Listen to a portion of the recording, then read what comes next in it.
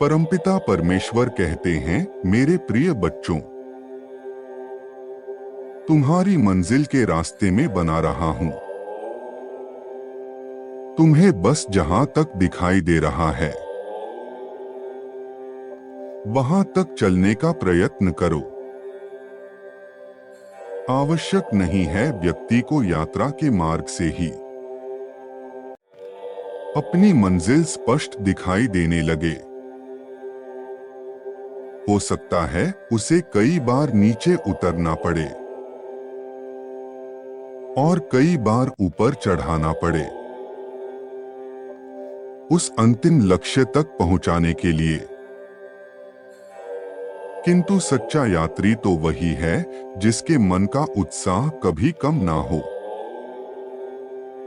चाहे यात्रा में ऊपर चढ़ाई करनी पड़े या फिर नीचे उतरना पड़े। आज मैं तुम्हें जो बताने जा रहा हूं, यदि तुम उसका अनुसरण करते हो तो तुम्हारा मार्ग अपने आप ही बनता चला जाएगा। तुम जहां जहां कदम रखोगे वहीं से तुम्हारा मार्ग बनना शुरू हो जाएगा। मैं तुम्हारे मार्ग में आने वाले कांटों को सुंदर पुष्पों में परिवर्तित कर दूंगा। यदि तुम मेरी बात को मान लो, वह बात यह है कि बिना किसी व्यक्तिगत स्वार्थ के दूसरों की सहायता करना। जब तुम्हारे समक्ष कोई अपनी समस्या लेकर आता है और तुम उसकी किसी भी तरीके से सहायता कर सकते हो, तो बिना कुछ सोचे उसकी सहायता कर देना। हो सकता है तुम्हारे दो प्रेम भरे शब्द ही किसी को जीवन दान प्रदान कर दें। सहायता केवल धन से ही नहीं होती। किसी को अपना थोड़ा सा समय देकर या किसी को दो प्रेम भरे शब्द बोलकर, या तुम्हें परमात्मा ने जो कुछ दिया है उसमें से एक रोटी दूसरे को देकर तुम उसकी बहुत बड़ी सहायता कर सकते हो। जब स्वाभाविक रूप से दूसरों की सहायता करना तुम्हारा व्यवहार और व्यक्तित्व बन जाए तो समझ लेना,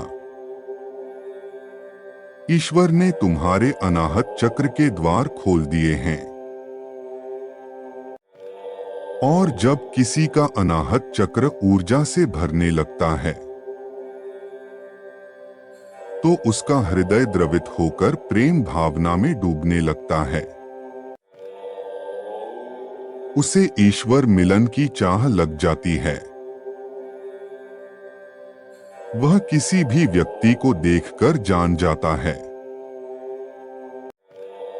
यह भूख या प्यास से व्याकुल है। उसे सभी की पीड़ा दिखाई देती है,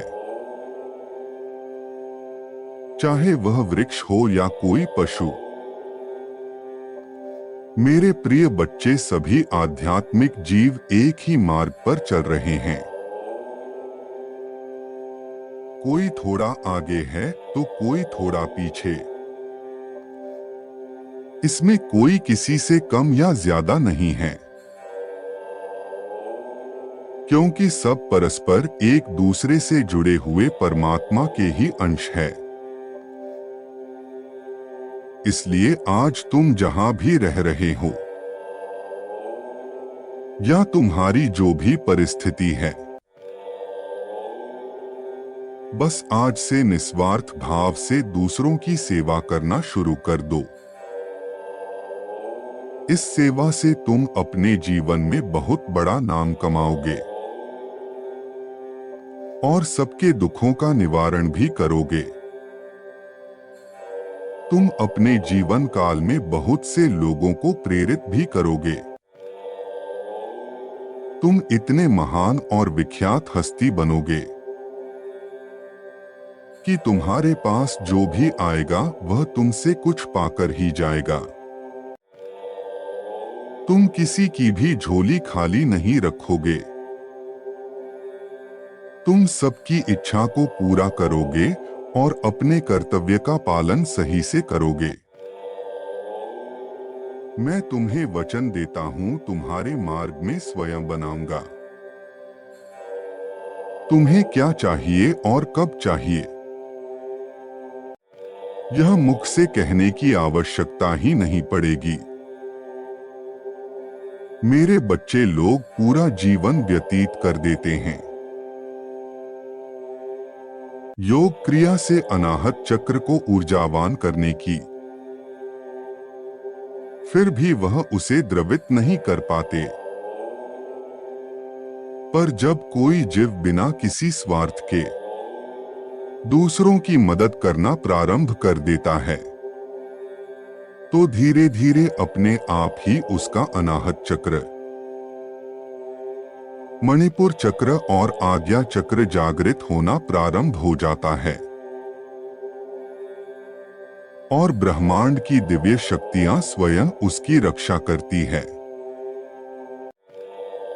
क्योंकि हर एक जीव में परमात्मा का वास है,